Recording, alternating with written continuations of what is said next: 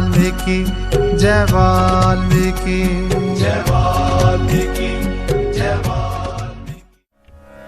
जो बने सो न पाए। भगवान वाल्मीकि महाराज की जय।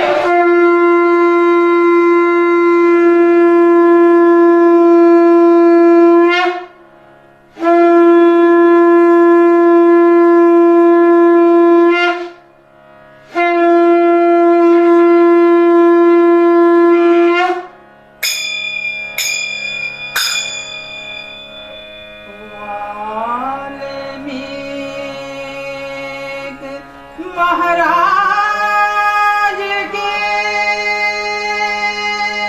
चरण कमल धर्मास,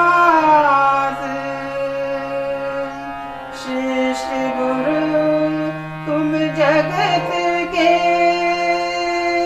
तीन लोक के नाथ। वाल्मीकि जय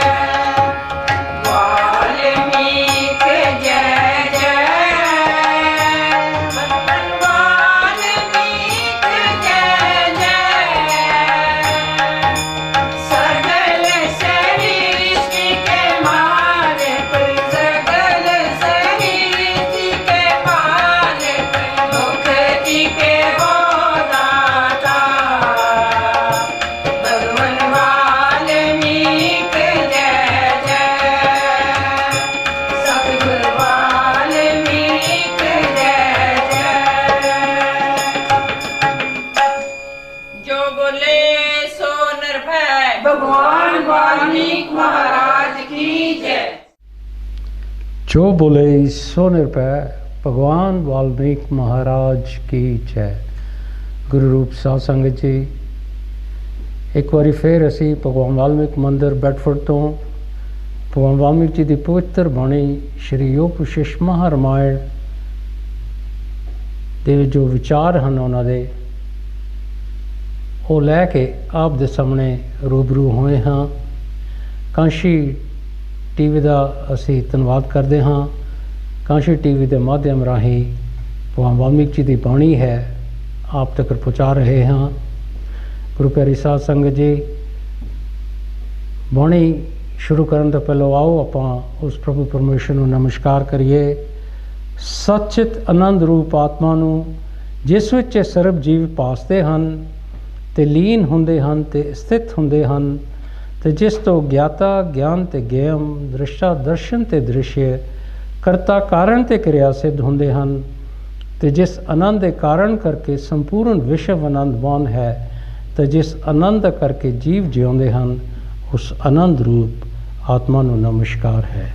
गुरु प्यारी साध संगत जी, जो प्रसंग चल रहा है उस विच भगवान वाल्मीकि जी ने अपनी बाणी विच करकटी राक्षस की कथा दर्ज की है, जिसने बड़ी तपस्या की थी।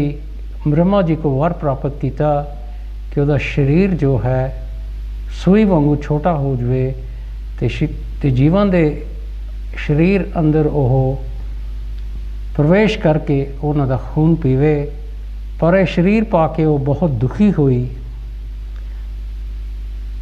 तो दुखों को दूर करने लई उन्हें फिर एक बारी तप का सहारा लिया, तपस्या की उन्हें ते उन्हों फिर वो जड़ा अपना पहला शरीर सी उसकी प्राप्ति हुई ते उसनू की वरदान मिलिया ते वो की करदी सी। रात नू काली राक्षण ते काले ही तमाल वृक्ष भी महा हनेरा दिसदे सी, मानो कजल दा बादल है। अजिहे काले हनेरे विच किरात देश के राजा मंत्री ते सूरबीरा समेत यात्रा नू निकले ते उन्हां नू आउंदे वेख राक्षस ने विचारिया कि मैनू भोजन मिलिया है कि करकटी राक्षणी किरात देश दे विच आके रहन लग पई। ते एक दिन हनेरे दे समय विच किरात देश का जो राजा सी उसके नाल उहदा मंत्री ते सूरबीर सी वो यात्रा नू निकले ते उन्हां नू देख के वो राक्षण वो करकटी बड़ी खुश हुई ते विचार करन लगी कि मैनू भोजन मिलिया है, हुण मैं इन्हां नू खावांगी। ये मूढ़ अज्ञानी हैं ते इन्हां दा देह अभिमान है। इन्हां मूर्खां दे जीवन नाल ये लोक ते ना परलोक कुछ सिद्ध नहीं हुंदा कि ये जिहड़े जीव हैं ये अज्ञानी हैं, मूर्तां दे नाल भरे हुए हैं ते इन्हां नू अपनी देह का भी बहुत अभिमान है। इन्हां मूर्खां दा इस संसार दे विच जीवन नालों परलोक नू जाना ही ठीक है, क्योंकि इस लोक दे विच इन्हां दा कोई अर्थ नहीं सिद्ध होना, ना परलोक दे विच सिद्ध होना है। क्योंकि जिहड़े जीव इस संसार दे विच इस लोक दे विच अच्छे कर्म नहीं करते तो परलोक च भी वो नरकां दे भागी होंदे हन, उन्हां नूं दुख मिलते हैं। अजिहे जीवां दा जिउणा दुख निमित्त है, इस करके इन्हां नूं यतन करके भी मारना ठीक है। तो इन्हां दा पालन अनर्थ मित है, क्योंकि ये पाप नूं उदय करते हैं कि इहो जिहे जिहड़े संसार के जीव वसते हैं वो जो कुछ भी करते हैं दुखों के निमित्त करते हैं। तो इन्हां दा संसार दे जो पाप कर्म है उहदे विच फसे हुए यह दुख प्राप्त करते हैं। तो इन्हां दा जीना ठीक नहीं, मरना ही ठीक है। ब्रह्मा दी आदि नीति है कि पापी मारन योग हैं ਤੇ ਗੁਣਵਾਨ ਮਾਰਨ ਯੋਗ ਨਹੀਂ ਹੈ।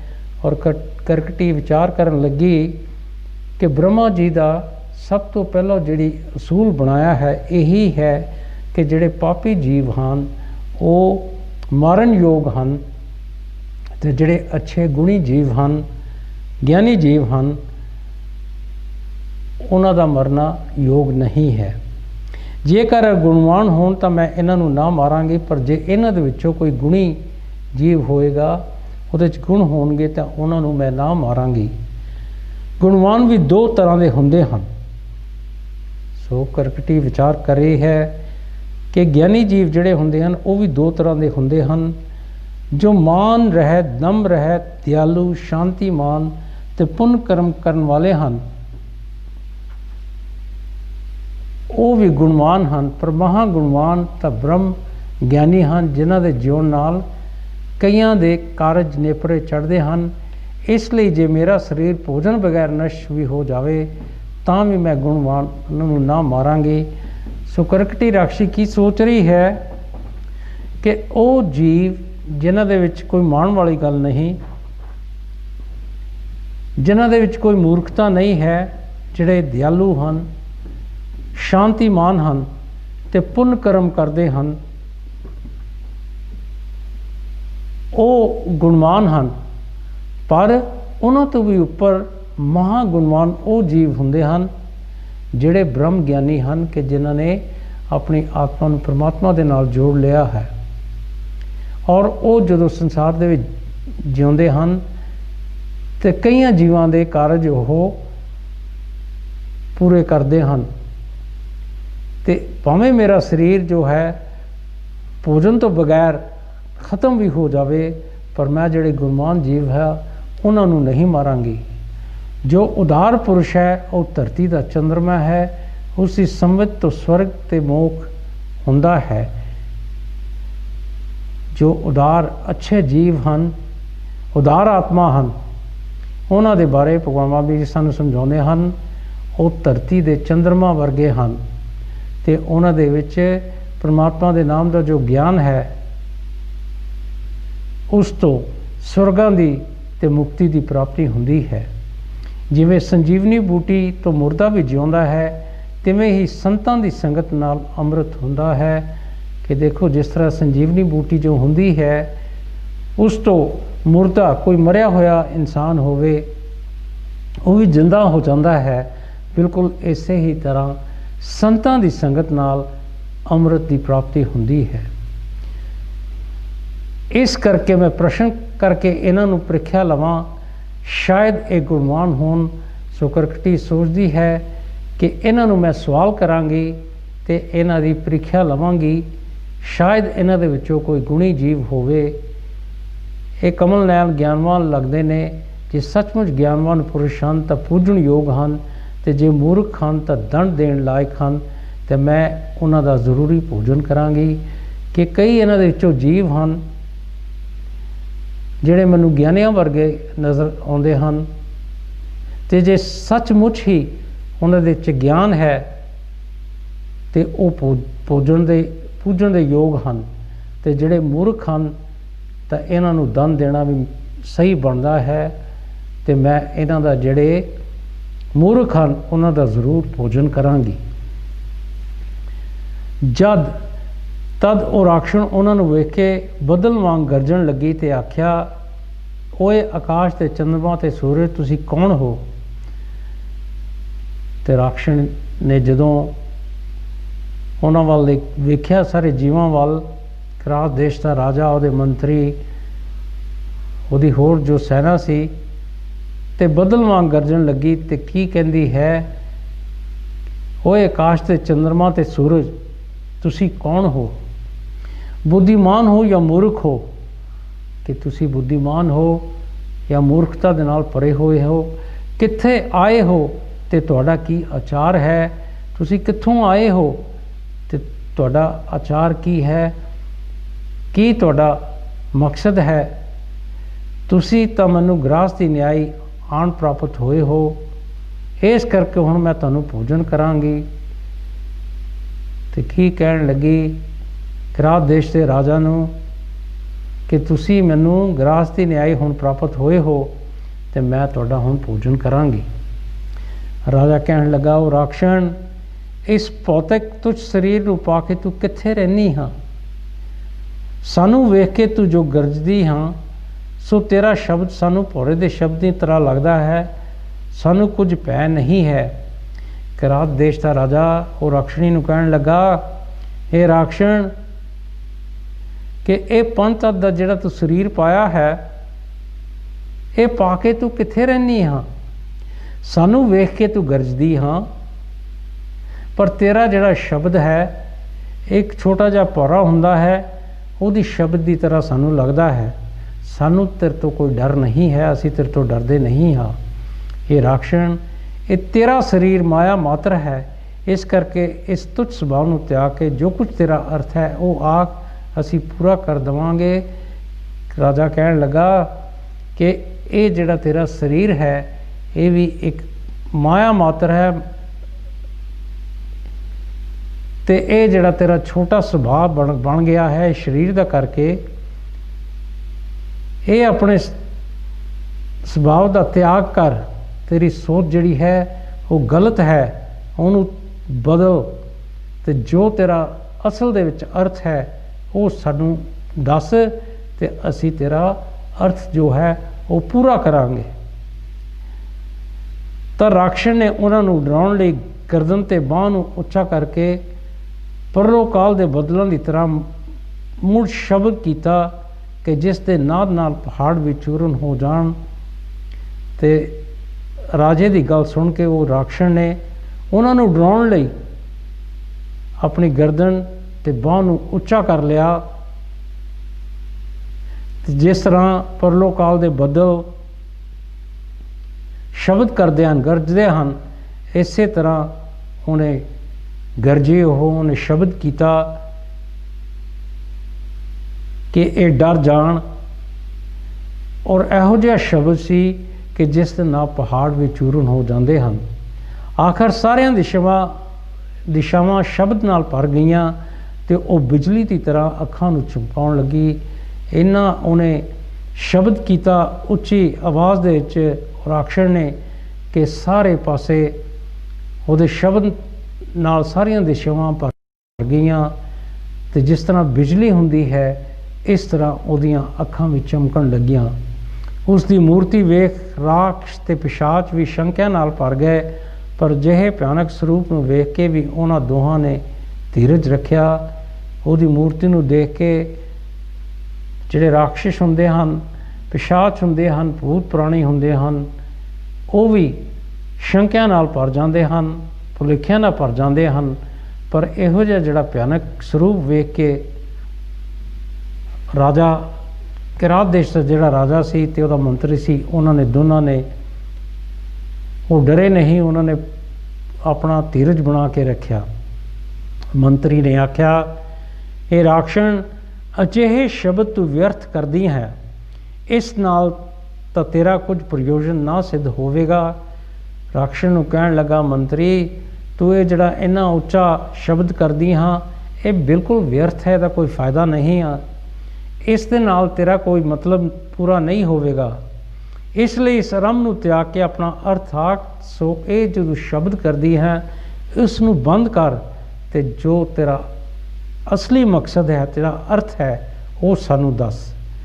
बुद्धिमान पुरुष उस अर्थ नूं ग्रहण करते हैं जो अपना विषाभूत हुंदा है, ते जो अपना विषाभूत नहीं हुंदा उस निम्बे तो यतन नहीं करते कि जिहड़े सोच समझ वाले अच्छे सूझवान जीव हुंदे हैं वो अपना अर्थ ग्रहण कर लई उन्हां दा जिहड़ा विषा हुंदा है उहदे उत्ते ओह गल करते हैं, मेहनत करते हैं। और तेरे वर्गे हज़ारां तेरा जिहड़ा असल दे विच जो मकसद है वो सानू दस। असी तेरे विषाभूत नहीं, तेरे वर्गे तो हज़ारां असी मार सुटे हैं कि जो तू सानू डराउण दी कोशिश करदी हाँ, असी तेरे तो डरदे नहीं हाँ, तेरे वर्गे असी हज़ारां मार सुटे हैं। ये राक्षण, साढ़े धीरज रूप पवन नाल तेरी वर्गी बेअंत ਮੱਖੀਆਂ ਤਰਨ ਦੀ ਤਰ੍ਹਾਂ ਉੱਡਦੀਆਂ ਫਿਰਦੀਆਂ ਹਨ ਕਿ ਅਸੀਂ ਬੜੇ ਧੀਰਜਵਾਨ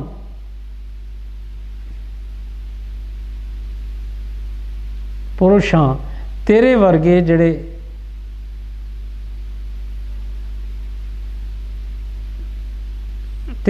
ਜਿਹੜੇ ਬੇਅੰਤ ਸਾਨੂੰ ਤੂੰ ਜਿਸ ਤਰ੍ਹਾਂ ਬੇਅੰਤ ਮੱਖੀਆਂ ਹੁੰਦੀਆਂ ਹਨ, ਘਾਹ ਦੇ ਸੁੱਕੇ ਤਰਨ ਹੁੰਦੇ ਹਨ, ਤੂੰ ਸਾਨੂੰ ਬਿਲਕੁਲ ਉਸੇ ਤਰ੍ਹਾਂ ਲੱਗਦੀ ਹਾਂ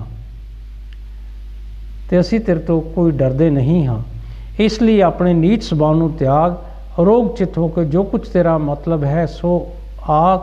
ਸੋ ਕਿਰਾਤ ਦੇਸ਼ ਦੇ ਰਾਜੇ ਦਾ ਮੰਤਰੀ ਕਰਕਟੀ ਨੂੰ ਕੀ ਕਹਿਣ ਲੱਗਾ ਕਿ ਇਹ ਜਿਹੜਾ ਤੇਰਾ ਨੀਚ ਸੁਭਾਅ ਤੂੰ ਅਪਣਾਇਆ ਹੈ, ਸਾਨੂੰ ਡਰਾਉਣ ਦੀ ਕੋਸ਼ਿਸ਼ ਕਰਦੀ ਹਾਂ, ਇਹਦਾ ਤੂੰ ਤਿਆਗ ਕਰ ਦੇ ਤੇ ਅਰੋਗ ਚਿੱਤ ਕਰਕੇ ਆਪਣੇ ਮਨ ਨੂੰ ਸਾਫ਼ ਕਰਕੇ ਜੋ ਕੁਝ ਤੇਰਾ ਮਤਲਬ ਹੈ ਉਹ ਸਾਨੂੰ ਦੱਸ।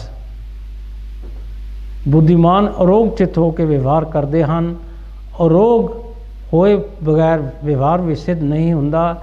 ਇਹ ਮੁੱਢਲੀ ਨੀਤੀ ਹੈ। ਸੋ ਮੰਤਰੀ ਕਹਿਣ ਲੱਗਾ ਕਰਕਟੀ ਨੂੰ, ਜਿਹੜੇ ਬੁੱਧੀਮਾਨ ਅਰੋਗ ਚਿੱਤ ਸਾਫ਼ ਮਨ ਵਾਲੇ ਜਿਹੜੇ ਜੀਵ ਹਨ, ਉਹ ਜੋ ਵੀ ਕਾਰਜ ਕਰਦੇ ਹਨ ਉਹ ਸਾਰੇ ਅਰੋਗ ਹੋਏ ਬਗੈਰ, ਜਿੰਨੀ ਦੇਰ ਤੱਕ ਅਰੋਗ ਨਹੀਂ ਹੁੰਦੇ ਉਹਨਾਂ ਦਾ ਜੋ ਵੀ ਕਾਰਜ ਹੁੰਦਾ ਹੈ ਕਦੀ ਠੀਕ ਨਹੀਂ ਹੁੰਦਾ। ਇਹ ਸ਼ੁਰੂ ਤੋਂ ਹੀ ਇਹ ਨੀਤੀ ਬਣੀ ਹੈ। ਸਾਡੇ ਕੋਲੋਂ ਸੁਪਨੇ ਵਿੱਚ ਕੋਈ ਮੰਗਣ ਵਾਲਾ ਵਿਅਰਥ ਨਹੀਂ ਗਿਆ ਔਰ ਸਾਡੇ ਕੋਲ ਜੋ ਕੋਈ ਫਰਿਆਦ ਲੈ ਕੇ ਆਇਆ ਹੈ, ਕੋਈ ਵੀ ਸਾਡੇ ਕੋਲ ਕੋਈ ਮੰਗਣ ਵਾਲਾ ਆਇਆ ਹੈ, ਕਦੀ ਖਾਲੀ ਨਹੀਂ ਗਿਆ। ਅਸੀਂ ਉਹਦੀ ਫਰਿਆਦ ਪੂਰੀ ਕੀਤੀ ਹੈ। ਅਸੀਂ ਸਾਰਿਆਂ ਦੀ ਮੰਗ ਪੂਰੀ ਕਰਦੇ ਹਾਂ। ਇਸ ਲਈ ਤੂੰ ਸਾਨੂੰ ਆਪਣਾ ਮਤਲਬ ਆਖ। ਜਿੰਨੇ ਵੀ ਸਾਡੇ ਕੋਲ ਆਏ ਹਨ ਅਸੀਂ ਸਾਰਿਆਂ ਦੀ ਮੰਗ ਪੂਰੀ ਕੀਤੀ ਹੈ। ਇਸ ਲਈ ਕਰਕਟੀ ਨੂੰ ਮੰਤਰੀ ਕਹਿਣ ਲੱਗਾ, ਤੂੰ ਸਾਨੂੰ ਆਪਣਾ ਮਤਲਬ ਆਖ। ਤਾਂ ਰਾਖਸ਼ਣ ਸਮਝੀ ਕਿ ਇਹ ਕੋਈ ਵੱਡੇ ਉਦਾਰ ਆਤਮਾ ਤੇ ਉਜਵਲ ਸਦਾਚਾਰੀ ਹਨ ਤੇ ਜੀਵਾਂ ਦੇ ਸਮਾਨ ਨਹੀਂ। ਉਹਦੀਆਂ ਗੱਲਾਂ ਸੁਣ ਕੇ ਰਾਖਸ਼ਣ ਸਮਝਣ, ਉਹਦੀ ਸਮਝ ਵਿੱਚ ਇਹ ਗੱਲ ਆ ਗਈ ਕਿ ਇਹ ਕੋਈ ਬੜੇ ਵੱਡੇ ਉਦਾਰ ਆਤਮਾ ਹਨ, ਬੜੇ ਪਹੁੰਚੇ ਹੋਏ ਸੰਤ ਮਹਾਤਮਾ ਹਨ ਤੇ ਬੜੇ ਉਜਵਲ ਸਦਾਚਾਰੀ ਹਨ। ਇਹਨਾਂ ਦੇ ਵਿੱਚ ਬਹੁਤ ਹੀ ਅੱਛਾਪਨ ਹੈ ਤੇ ਦੂਸਰੇ ਆਮ ਜੀਵਾਂ ਵਰਗੇ ਨਹੀਂ। ਇਹ ਬੜੇ ਸੂਝਵਾਨ ਉਦਾਰ ਆਤਮਾ ਹਨ। ਇਹ ਵੱਡੇ ਪ੍ਰਕਾਸ਼ਮਾਨ ਤੇ ਧੀਰਜਵਾਨ ਜਾਣ ਪੈਂਦੇ ਹਨ। ਉਦਾਰ ਆਤਮਾ ਜਿਹੇ ਇਹਨਾਂ ਦੇ ਬਚਨ ਗਿਆਨਵਾਨਾਂ ਨਾਲ ਮਿਲਦੇ ਹਨ ਕਿ ਇਹ ਜੋ ਮੰਤਰੀ ਹੈ ਇਹ ਕੋਈ ਬੜਾ ਹੀ ਪ੍ਰਕਾਸ਼ਮਾਨ ਹੈ, ਬੜਾ ਧੀਰਜ ਵਾਲਾ ਹੈ ਔਰ ਇਹੋ ਜਿਹੇ ਬੁੱਧੀਮਾਨ ਉਦਾਰ ਆਤਮਾ ਜਿਹੜੇ ਹੁੰਦੇ ਹਨ, ਜਿਹੜੇ ਇਹਦੇ ਮੂੰਹ ਦੇ ਵਿੱਚੋਂ ਬਚਨ ਨਿਕਲ ਰਹੇ ਹਨ, ਉਹ ਗਿਆਨਵਾਨਾਂ ਵਾਲੇ ਬਚਨ ਨਿਕਲਦੇ ਹਨ। ਹੁਣ ਮੈਂ ਇਹਨਾਂ ਨੂੰ ਸਮਝਿਆ ਹੈ ਤੇ ਇਹਨਾਂ ਮੈਨੂੰ ਸਮਝਿਆ, ਇਸ ਲਈ ਮੈਂ ਇੱਥੋਂ ਇਹਨਾਂ ਦਾ ਨਾਸ਼ ਵੀ ਨਹੀਂ ਹੋਵੇਗਾ। ਹੁਣ ਮੈਨੂੰ ਇਹਦੇ ਬਚਨ ਸੁਣ ਕੇ ਮੈਨੂੰ ਇਸ ਤਰ੍ਹਾਂ ਲੱਗਦਾ ਹੈ ਕਿ ਇਹਨਾਂ ਨੇ ਮੈਨੂੰ ਸਮਝ ਲਿਆ ਹੈ ਤੇ ਮੈਂ ਇਹਨਾਂ ਦਾ ਨਾਸ਼ ਨਹੀਂ ਕਰਾਂਗਾ। ਇਹ ਤਾਂ ਬਹੁਤ ਗਿਆਨੀ ਜੀਵ ਹਨ। ਜੋ ਬੋਲੇ ਸੋ ਨਿਰਭੈ। ਭਗਵਾਨ ਵਾल्मीकि महाराज की जय। जय वाल्मीकि, जय वाल्मीकि, जय वाल्मीकि, जय वाल्मीकि।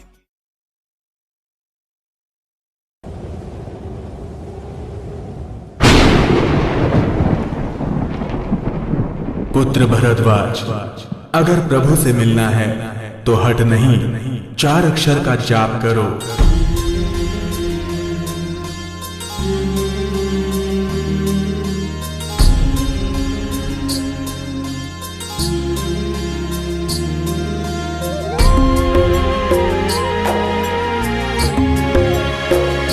आए हैं धरती पे भगवान,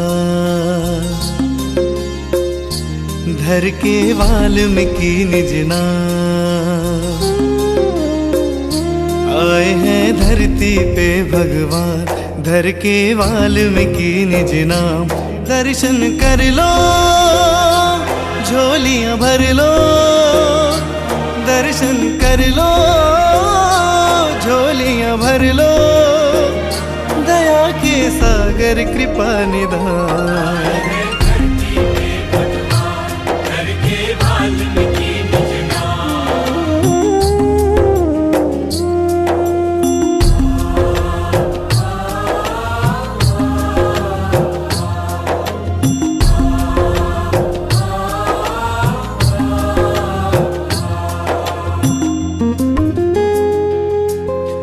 बाल्यकाल में भरद्वाज लगे जपने मुक्ति की माला,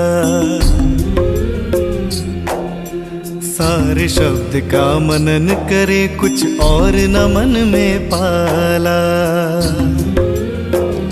मूंदे बैठे निज नैना, भूले पल छिन दिन रहना, मूंदे बैठे निज नैना, भूले पल छिन दिन रहना, लगाए अपने प्रभु का ध्यान।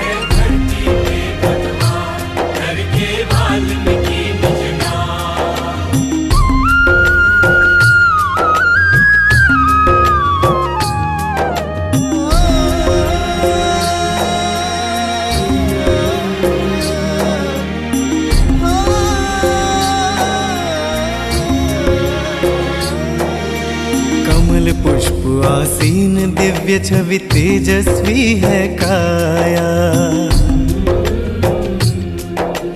जीवों के उद्धार जगत रक्षा को लक्ष्य बनाया।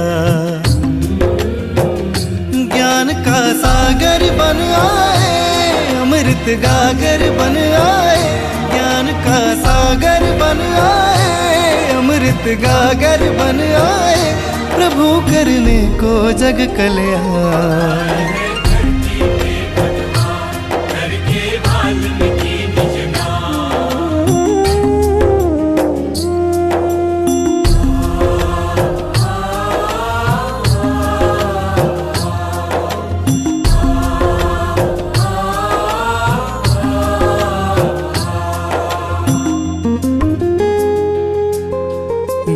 शिष्य से आज मिले हैं, होगी कामना पूरी, मिलेगा उत्तर हर एक प्रश्न का, कटेगी रात अंधेरी। सुंदर शुभ अवसर आया, गुरु जी का दर्शन पाया, सुंदर शुभ अवसर आया, गुरु जी का दर्शन पाया, प्रभु ने बात मेरी ली मान।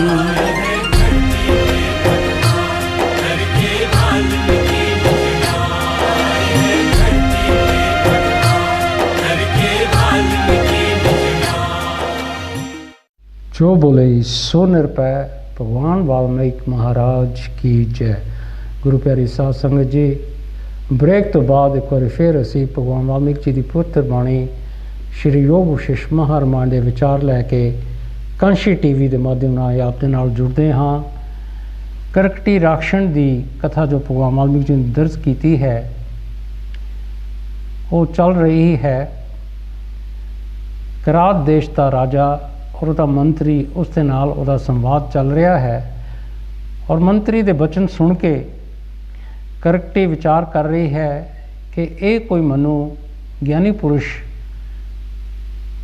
नज़र आता है, ਇਹਦੀਆਂ ਜਿਹੜੀਆਂ ਗੱਲਾਂ ਹਨ ਉਹ ਗਿਆਨਵਾਨਾਂ ਵਾਲੀਆਂ ਸੰਤ ਮਹਾਤਮਾ ਵਾਲੀਆਂ ਹਨ, ਤੇ ਮੈਂ ਇਹਨਾਂ ਨੂੰ ਨਹੀਂ ਮਾਰਾਂਗੀ।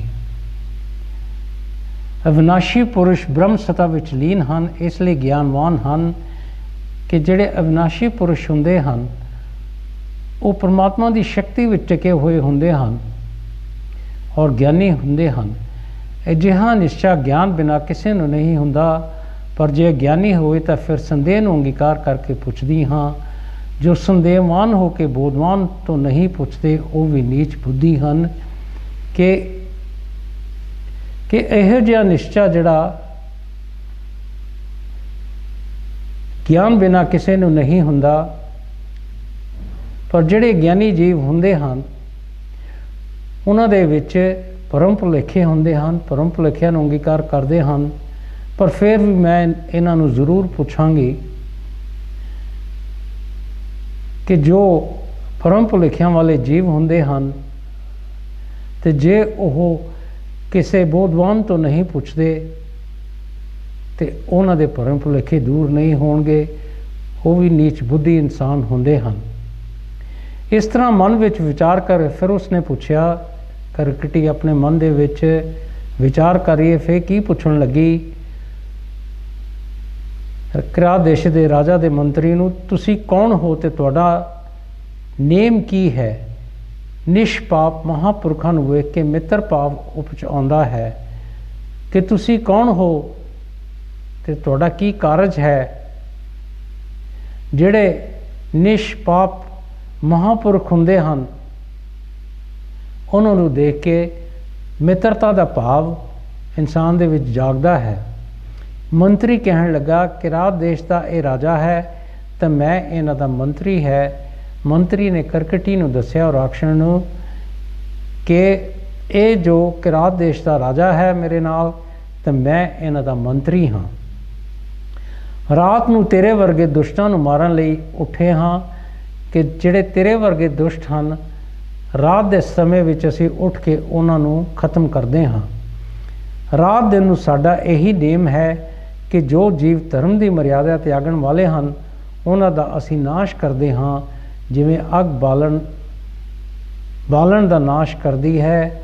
ਕਿ ਰਾਤ ਦਿਨ ਸਾਡਾ ਇਹੀ ਹੀ ਨੇਮ ਹੈ, ਸਾਡਾ ਮਕਸਦ ਬਣਿਆ ਹੋਇਆ ਹੈ ਕਿ ਜਿਹੜੇ ਜੀਵ ਧਰਮ ਦੀ ਮਰਿਆਦਾ ਨੂੰ ਤਿਆਗ ਦਿੰਦੇ ਹਨ, ਅਧਰਮੀ ਹੋ ਜਾਂਦੇ ਹਨ, ਉਹਨਾਂ ਦਾ ਅਸੀਂ ਨਾਸ਼ ਕਰਦੇ ਹਾਂ, ਜਿਸ ਤਰ੍ਹਾਂ ਅੱਗ ਬਾਲਣ ਦਾ ਲੱਕੜੀ ਦਾ ਨਾਸ਼ ਕਰ ਦਿੰਦੀ ਹੈ।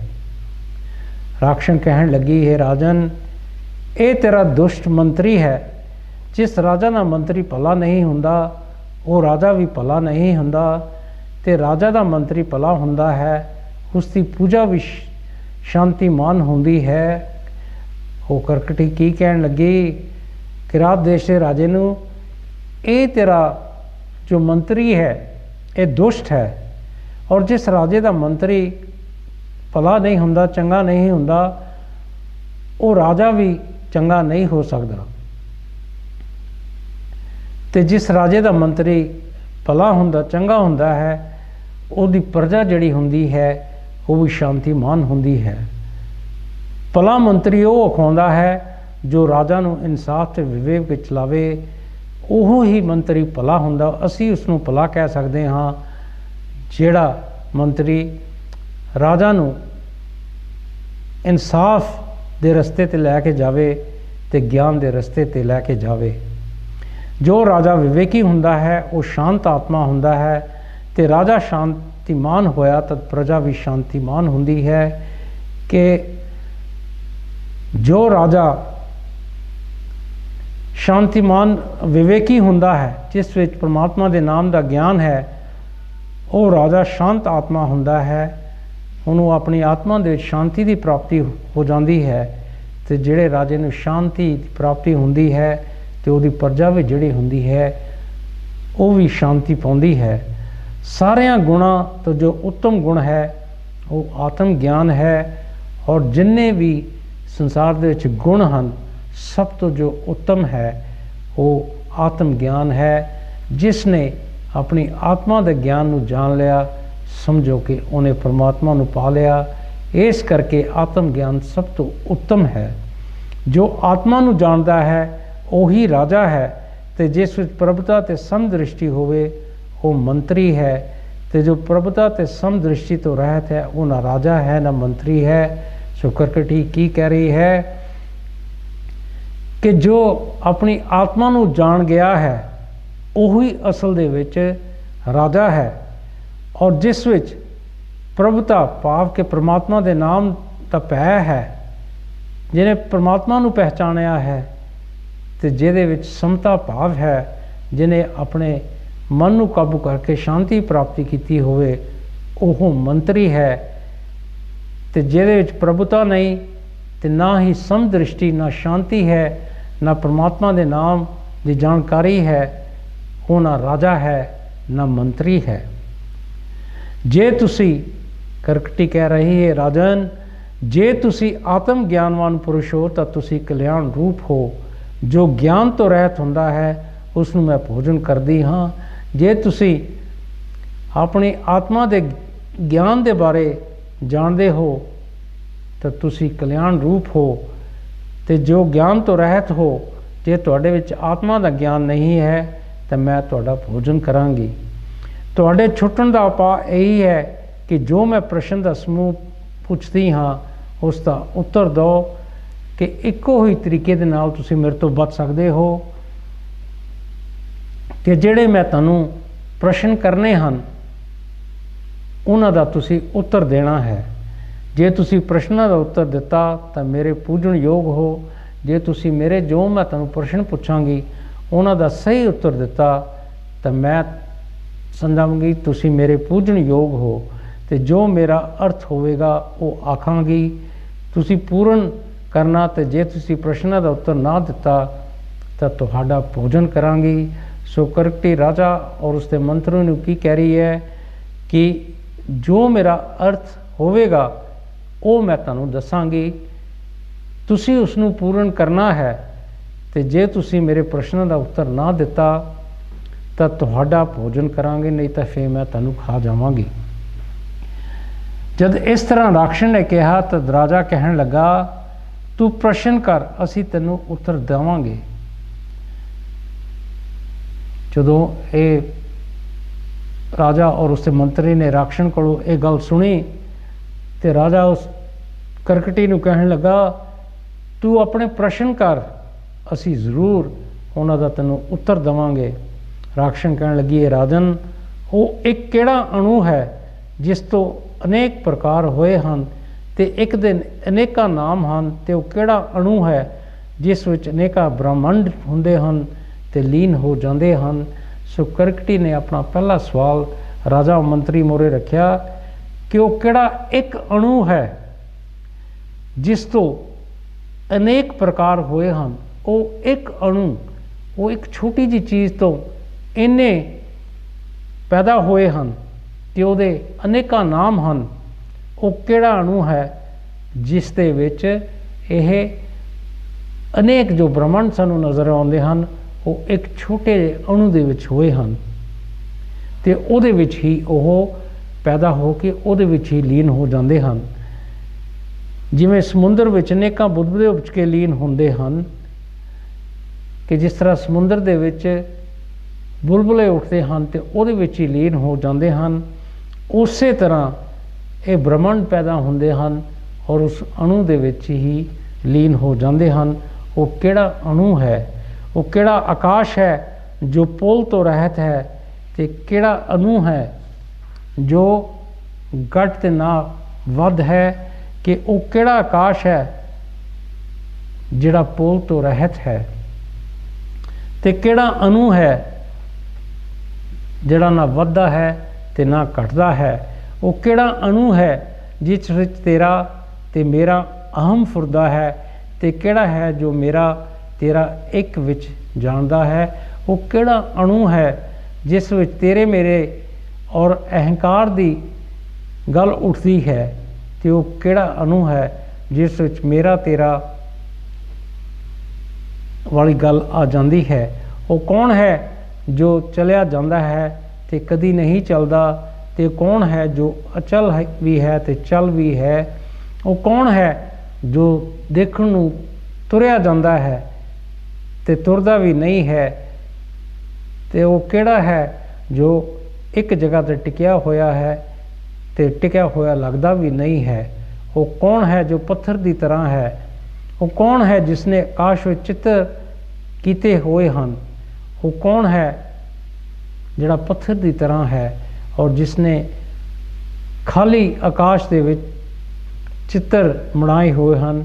ਉਹ ਕਿਹੜੀ ਅੱਗ ਹੈ ਜੋ ਜਹਤ ਸ਼ਕਤੀ ਤੋਂ ਰਹਿਤ ਹੈ, ਤਿਆਗ ਰੂਪ ਹੈ, ਤੇ ਉਹ ਅੱਗ ਕਿਹੜੀ ਹੈ ਜਿਸ ਤੋਂ ਅੱਗ ਉਪਜੀ ਹੈ, ਕਿ ਉਹ ਕਿਹੜੀ ਅੱਗ ਹੈ ਜਿਹਦੇ ਵਿੱਚ ਦਾਹਕ ਸਾੜਨ ਵਾਲੀ ਸ਼ਕਤੀ ਨਹੀਂ ਹੈ, ਤੇ ਉਹ ਕਿਹੜੀ ਅੱਗ ਹੈ ਜਿਹੜੀ ਅੱਗ ਰੂਪ ਹੈ, ਉਹਦੇ 'ਚ ਗਰਮੀ ਹੈ।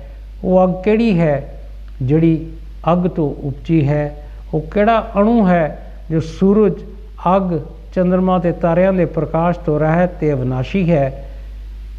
ਤੇ ਉਹ ਕੌਣ ਹੈ ਜੋ ਅੱਖਾਂ ਤੋਂ ਵੇਖਿਆ ਨਹੀਂ ਜਾਂਦਾ ਤੇ ਸਭ ਪ੍ਰਕਾਸ਼ਾਂ ਨੂੰ ਉਤਪੰਨ ਕਰਦਾ ਹੈ। ਉਹ ਕਿਹੜੀ ਜੋਤ ਹੈ ਜੋ ਫੁੱਲ, ਫਲ ਤੇ ਵੇਲ ਨੂੰ ਪ੍ਰਕਾਸ਼ਦੀ ਹੈ ਤੇ ਜਨਮ ਤੋਂ ਅੰਨੇ ਨੂੰ ਵੀ ਪ੍ਰਕਾਸ਼ਦੀ ਹੈ। ਸੋ ਕਰਕਟੀ ਹੋਰ ਅੱਗੇ ਸਵਾਲ ਪੁੱਛਦੀ ਹੈ, ਉਹ ਕਿਹੜਾ ਅਣੂ ਹੈ ਜੋ ਸੂਰਜ, ਅੱਗ, ਚੰਦਰਮਾ ਤੇ ਤਾਰਿਆਂ ਨੂੰ ਪ੍ਰਕਾਸ਼ ਦੇਣ ਵਾਲਾ ਹੈ ਤੇ ਪ੍ਰਕਾਸ਼ ਤੋਂ ਰਹਿਤ ਵੀ ਕਰ ਦਿੰਦਾ ਹੈ। ਉਹ ਕਿਹੜਾ ਅਣੂ ਹੈ ਜਿਹਦਾ ਕਦੀ ਵਿਨਾਸ਼ ਨਹੀਂ ਹੁੰਦਾ। ਉਹ ਕੌਣ ਹੈ ਜਿਹੜਾ ਅੱਖਾਂ ਤੋਂ ਵੇਖਿਆ ਨਹੀਂ ਜਾਂਦਾ ਪਰ ਉਸ ਸਭ ਪ੍ਰਕਾਸ਼ਾਂ ਤੋਂ ਉਤਪੰਨ, ਸਾਰੇ ਪ੍ਰਕਾਸ਼ਾਂ ਨੂੰ ਉਤਪੰਨ ਕਰਦਾ ਹੈ। ਤੇ ਉਹ ਕਿਹੜੀ ਜੋਤ ਹੈ ਜੋ ਫੁੱਲ, ਫਲ ਤੇ ਵੇਲ ਨੂੰ ਪ੍ਰਕਾਸ਼ਦੀ ਹੈ ਤੇ ਜਨਮ ਤੋਂ ਅੰਨੇ ਨੂੰ ਵੀ ਪ੍ਰਕਾਸ਼ਦੀ ਹੈ। ਹੋਰ ਸਵਾਲ ਅੱਗੇ ਪੁੱਛ ਰਹੀ ਹੈ ਕਰਕਟੀ ਕਿ ਉਹ ਕਿਹੜੀ ਜੋਤ ਹੈ ਜੋ ਫੁੱਲ, ਫਲ ਤੇ ਵੇਲ ਨੂੰ ਪ੍ਰਕਾਸ਼ ਦਿੰਦੀ ਹੈ ਤੇ ਜਨਮ ਤੋਂ ਅੰਨੇ ਨੂੰ ਵੀ ਉਹ ਠੀਕ ਕਰ ਦਿੰਦੀ ਹੈ, ਉਹਦੀਆਂ ਅੱਖਾਂ ਨੂੰ ਵੀ ਪ੍ਰਕਾਸ਼ ਦੇ ਸਕਦੀ ਹੈ। ਉਹ ਕਿਹੜਾ ਅਣੂ ਹੈ ਜੋ ਆਕਾਸ਼ ਆਦਿਕ ਤੱਤਾਂ ਨੂੰ ਉਪਜਾਉਂਦਾ ਹੈ ਤੇ ਉਹ ਕਿਹੜਾ ਅਣੂ ਹੈ ਜੋ ਸੁਭਾਵਕ ਪ੍ਰਕਾਸ਼ਮਾਨ ਹੈ। ਉਹ ਕਿਹੜਾ ਅਣੂ ਹੈ ਜੋ ਆਕਾਸ਼ ਆਦਿਕ ਜਿਹੜੇ ਤੱਤ ਹਨ ਇਹਨਾਂ ਨੂੰ ਪੈਦਾ ਕਰਦਾ ਹੈ ਤੇ ਉਹ ਕਿਹੜਾ ਅਣੂ ਹੈ ਜੋ ਖੁਦ ਆਪ, ਉਹਦਾ ਸੁਭਾਵ ਪ੍ਰਕਾਸ਼ ਹੈ। ਉਹ ਭੰਡਾਰ ਕਿਹੜਾ ਹੈ ਜਿਸ ਤੋਂ ਬ੍ਰਹਮੰਡ ਰੂਪੀ ਰਤਨ ਉਪਜਦੇ ਹਨ। ਉਹ ਕਿਹੜਾ ਭੰਡਾਰ ਹੈ ਜਿਸ ਤੋਂ ਇਹ ਲੱਖਾਂ ਕਰੋੜਾਂ ਬ੍ਰਹਮੰਡ ਰਤਨਾਂ ਵਾਂਗੂ ਉਪਜਦੇ ਹਨ। ਉਹ ਕਿਹੜਾ ਅਣੂ ਹੈ ਜਿਸ ਵਿੱਚ ਪ੍ਰਕਾਸ਼ ਤੇ ਹਨੇਰਾ ਇਕੱਠੇ ਰਹਿੰਦੇ ਹਨ। ਔਰ ਉਹ ਕਿਹੜਾ ਅਣੂ ਹੈ ਜਿਸ ਵਿੱਚ ਹਨੇਰਾ ਵੀ ਹੈ ਤੇ ਪ੍ਰਕਾਸ਼ ਵੀ ਹੈ। ਤੇ ਉਹ ਕਿਹੜਾ ਅਣੂ ਹੈ ਜਿਸ ਵਿੱਚ ਸੱਚ ਤੇ ਝੂਠ ਇਕੱਠੇ ਰਹਿੰਦੇ ਹਨ। ਉਹ ਕਿਹੜਾ ਅਣੂ ਹੈ ਜੋ ਦੂਰ ਹੈ ਪਰ ਦੂਰ ਨਹੀਂ। ਤੇ ਉਹ ਕਿਹੜਾ ਅਣੂ ਹੈ ਜਿਸ ਵਿੱਚ ਸਮੇਰ ਪਰਬਤ ਵੀ ਸਮਾ ਰਹੇ ਹਨ। ਕਿ ਉਹ ਕਿਹੜਾ ਅਣੂ ਹੈ ਜਿਸ ਵਿੱਚ ਸੱਚ ਤੇ ਝੂਠ ਇਕੱਠੇ ਰਹਿੰਦੇ ਹਨ। ਉਹ ਕਿਹੜਾ ਅਣੂ ਹੈ ਜਿਹੜਾ ਦੇਖਣ ਨੂੰ ਦੂਰ ਲੱਗਦਾ ਹੈ ਪਰ ਦੂਰ ਨਹੀਂ ਹੈ। ਕਿਹੜਾ ਅਣੂ ਹੈ ਜਿਸ ਵਿੱਚ ਸਮੇਰ ਪਰਬਤ ਵੀ ਸਮਾ ਜਾਂਦੇ ਹਨ। ਉਹ ਕਿਹੜਾ ਅਣੂ ਹੈ ਜਿਸ ਵਿੱਚ ਪਲ ਵਿੱਚ ਕਲਪ ਤੇ ਕਲ ਵਿੱਚ ਪਲ। ਤੇ ਉਹ ਕੌਣ ਹੈ ਜੋ ਪ੍ਰਤੱਖ ਤੇ ਅਸਦਰੂਪ ਹੈ। ਕਿ ਉਹ ਕਿਹੜਾ ਅਣੂ ਹੈ ਜਿਸ ਵਿੱਚ ਇੱਕ ਪਲ ਤੇ ਇੱਕ ਯੁੱਗ ਬੀਤ ਜਾਂਦੇ ਹਨ। ਤੇ ਉਹ ਕਿਹੜਾ ਅਣੂ ਹੈ ਜੋ ਬਿਲਕੁਲ ਸਾਫ਼ ਨਜ਼ਰ ਆਉਂਦਾ ਹੈ। ਔਰ ਕਿਹੜਾ ਹੈ ਜਿਹੜਾ ਸਾਨੂੰ ਨਜ਼ਰ ਨਹੀਂ ਆਉਂਦਾ। ਉਹ ਕੌਣ ਹੈ ਜੋ ਸੱਚ ਤੇ ਗੁਪਤ ਰੂਪ ਹੈ। ਉਹ ਕਿਹੜਾ ਅਣੂ ਹੈ ਜਿਹੜਾ ਸੱਚ ਵੀ ਹੈ ਤੇ ਗੁਪਤ ਰੂਪ ਹੈ। ਉਹ ਕੌਣ ਚੇਤਨ ਹੈ ਜੋ ਚੇਤਨ ਹੈ ਤੇ ਕੌਣ ਵਾਯੂ ਹੈ ਜੋ ਵਾਯੂ ਰਹਿਤ ਰੂਪ ਹੈ। ਹੋਰ ਅੱਗੇ ਸਵਾਲ ਪੁੱਛਦੀ ਹੈ ਕਰਕਟੀ ਕਿ ਉਹ ਕਿਹੜਾ ਅਣੂ ਹੈ ਜਿਹਦੇ ਵਿੱਚ ਚੇਤਨਤਾ ਵੀ ਹੈ ਤੇ ਬਗੈਰ ਚੇਤਨਤਾ ਤੋਂ ਵੀ ਹੈ। ਕਿਹੜਾ ਅਣੂ ਹੈ ਜਿਹੜਾ ਖੁਦ ਆਪ ਹਵਾ ਹੈ ਤੇ ਹਵਾ ਤੋਂ ਰਹਿਤ ਵੀ ਹੈ। ਉਹ ਕੌਣ ਹੈ ਜੋ ਸ਼ਬਦ ਰਹਿਤ ਹੈ। ਉਹ ਕੌਣ ਹੈ ਜੋ ਸਰਬ ਤੇ ਨਿਸ਼ਕਿੰਚਿਤ ਹੈ। ਉਹ ਕਿਹੜਾ ਅਣੂ ਹੈ ਜਿਹਦੇ 'ਚ ਕੋਈ ਸ਼ਬਦ ਨਹੀਂ ਹੈ। ਤੇ ਉਹ ਕੌਣ ਹੈ ਜੋ ਸਰਬ ਤੇ ਸਭ ਤੋਂ ਵੱਡਾ ਹੈ। ਉਹ ਕਿਹੜਾ ਅਣੂ ਹੈ ਜਿਸ ਵਿੱਚ ਅਹਮ ਨਹੀਂ, ਜਿਹਦੇ ਵਿੱਚ ਅਹੰਕਾਰ ਨਹੀਂ। ਉਹ ਕਿਹੜਾ ਅਣੂ ਹੈ। ਉਹ ਕੌਣ ਹੈ ਜਿਸ ਨੂੰ ਅਨੇਕਾਂ ਜਨਮਾਂ ਦੇ ਯਤਨ ਨਾਲ ਪਾਉਂਦਾ ਹੈ ਤੇ ਪਾ ਕੇ ਆਖਦਾ ਹੈ ਕਿ ਕੁਝ ਨਹੀਂ ਪਾਇਆ ਤੇ ਸਭ ਕੁਝ ਪਾ ਲਿਆ ਹੈ। ਤੇ ਉਹ ਕਿਹੜਾ ਅਣੂ ਹੈ ਜਿਸ ਨੂੰ ਅਨੇਕਾਂ ਜਨਮਾਂ ਦੇ ਯਤਨਾਂ ਨਾਲ ਇਨਸਾਨ ਪਾਉਂਦਾ ਹੈ ਤੇ ਪਾ ਕੇ ਆਖਦਾ ਹੈ ਕਿ ਮੈਂ ਕੁਝ ਨਹੀਂ ਪਾਇਆ ਪਰ ਸਭ ਕੁਝ ਪਾ ਵੀ ਲਿਆ ਹੈ। ਉਹ ਕਿਹੜਾ ਅਣੂ ਹੈ ਜਿਸ ਵਿੱਚ ਸਮੇਰ ਆਦਿਕ 3 ਪਵਨ ਤਰਨ ਦੇ ਵੇਖਣ ਨਾਲ ਜਗਤ ਫੁਰ ਆਉਂਦਾ ਹੈ। ਉਹ ਕਿਹੜਾ ਅਣੂ ਹੈ ਜਿਸ ਨੂੰ ਦੇਖ ਕੇ ਇਹ ਜਗਤ ਫੁਰ ਆਉਂਦਾ ਹੈ। ਤੇ ਉਹ ਕਿਹੜਾ ਅਣੂ ਹੈ ਜੋ ਅਣੂਤਾ ਨੂੰ ਤਿਆਗ ਬਿਨਾਂ ਸਮੇਰ ਆਦਿਕ ਸਥੂਲ ਆਕਾਰ ਨੂੰ ਪ੍ਰਾਪਤ ਹੁੰਦਾ ਹੈ। ਉਹ ਕਿਹੜਾ ਅਣੂ ਹੈ ਜਿਹੜਾ ਆਪਣੇ ਛੋਟੇਪਨ ਨੂੰ ਤਿਆਗ ਕੇ, ਛੋਟੇਪਨ ਨੂੰ ਤਿਆਗਦਾ ਨਹੀਂ ਤੇ ਸਮੇਰ ਪਰਬਤ ਵਾਂਗੂ ਸਥੂਲ ਆਕਾਰ ਨੂੰ ਉਸ ਤਰ੍ਹਾਂ ਨਜ਼ਰ ਆਉਂਦਾ ਹੈ। ਉਹ ਕਿਹੜਾ ਅਣੂ ਹੈ ਜੋ ਵਾਲ ਦਾ 100ਵਾਂ ਹਿੱਸਾ ਤੇ ਸੁਮੇਰ ਤੋਂ ਵੀ ਉੱਚਾ ਹੋਇਆ ਹੈ? ਉਹ ਕਿਹੜਾ ਅਣੂ ਹੈ?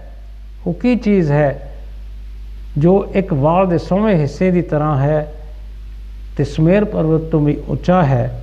ਉਹ ਕਿਹੜਾ ਅਣੂ ਹੈ ਜਿਸ 'ਚ ਸਾਰੇ ਅਨੁਭਵ ਸਥਿਤ ਹਨ ਤੇ ਉਹ ਕਿਹੜਾ ਅਣੂ ਹੈ ਜੋ ਅਤਿਅੰਤ ਬੇਸਵਾਦਾ ਤੇ ਆਪ ਹੀ ਸਾਰੇ ਸਵਾਦ ਹੁੰਦਾ ਹੈ?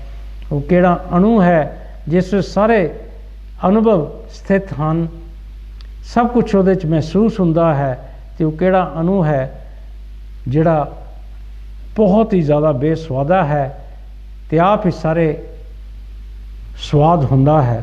ਉਹ ਕਿਹੜਾ ਅਣੂ ਹੈ ਜਿਸ ਨੂੰ ਆਪਣੇ ਟਕਣ ਦੀ ਸਮਰੱਥਾ ਨਹੀਂ ਤੇ ਸਾਰਿਆਂ ਨੂੰ ਟਕ ਰਿਹਾ ਹੈ? ਤੇ ਉਹ ਕਿਹੜਾ ਅਣੂ ਹੈ ਜਿਸ ਤੋਂ ਸਾਰੇ ਜਿਉਂਦੇ ਹਨ? ਕਿ ਉਹ ਕਿਹੜਾ ਅਣੂ ਹੈ ਜਿਸ ਨੂੰ ਆਪਣੇ ਟਕਣ ਦੀ ਸਮਰੱਥਾ ਨਹੀਂ ਪਰ ਸਾਰਿਆਂ ਨੂੰ ਟਕ ਰਿਹਾ ਹੈ? ਤੇ ਉਹ ਕਿਹੜਾ ਅਣੂ ਹੈ ਜਿਸ ਤੋਂ ਸਾਰੇ ਜਿੰਨੇ ਵੀ ਜੀਵ ਹਨ ਜਿਉਂਦੇ ਹਨ? ਉਹ ਕਿਹੜਾ ਅਣੂ ਹੈ ਜਿਸ ਦਾ ਅੰਗ ਕੋਈ ਨਹੀਂ ਤੇ ਸਾਰਿਆਂ ਅੰਗਾਂ ਨੂੰ ਧਾਰਨ ਕਰ ਰਿਹਾ ਹੈ? ਉਹ ਕਿਹੜਾ ਪਲ ਹੈ ਜਿਸ ਵਿੱਚ ਬਹੁਤੇਰੇ ਕਲਪ ਹਨ?